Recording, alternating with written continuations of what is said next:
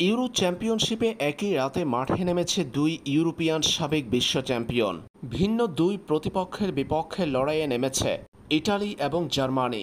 এবারের euro round of 16-এর ম্যাচে প্রত্যাশিত জয় তুলে নিয়েছে স্বাগতিক জার্মানি। অন্যদিকে পরাজয়ের তেতোস্বাদ পেয়েছে ইটালি। সিগন্যাল ইদুনা পার্কে ডেনমার্কের বিপক্ষে 2-0 গোলে জিতেছে জার্মানরা।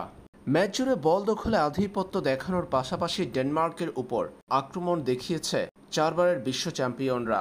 ম্যাচের শুরু থেকে শেষ পর্যন্ত আক্রমণাত্মক ফুটবল খেলা জার্মানরা প্রথমার্ধে গোল আদায় করে নিতে পারেনি। দ্বিতীয়ার্ধে 53তম মিনিটে সফল স্পট কিক থেকে গোল করে দলকে এগিয়ে নেন জার্মানির হাভার্টস।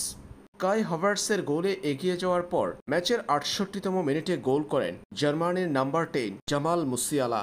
বাকি সময়ে আর কোনো গোল করতে না পারলেও জয় পেতে কষ্ট হয়নি জার্মানদের। চারবারের বিশ্ব চ্যাম্পিয়নদের জয় নিশ্চিত হয়েছে 2-0 গোলে, যার মধ্য দিয়ে কোয়ার্টার ফাইনাল নিশ্চিত করেছে তারা।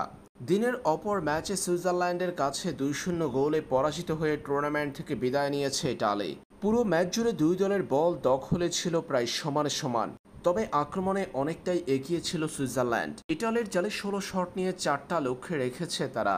ম্যাচের প্রথমার্ধে 37তম মিনিটে ফ্রেউলের গোলে এগিয়ে যাওয়ার পর 46তম মিনিটে ভার্গাসের গোলে ব্যবধান 2-0 করে সুইজারল্যান্ড। দুই অর্ধের কোনোটিতেই কোনো গোল আদায় করে নিতে পারেনি চারবারের বিশ্ব চ্যাম্পিয়ন ইটালি, যার ফলে শেষ পর্যন্ত 2-0 গোলের হারে এবারে টুর্নামেন্টের যাত্রা শেষ করেছে ইটালি।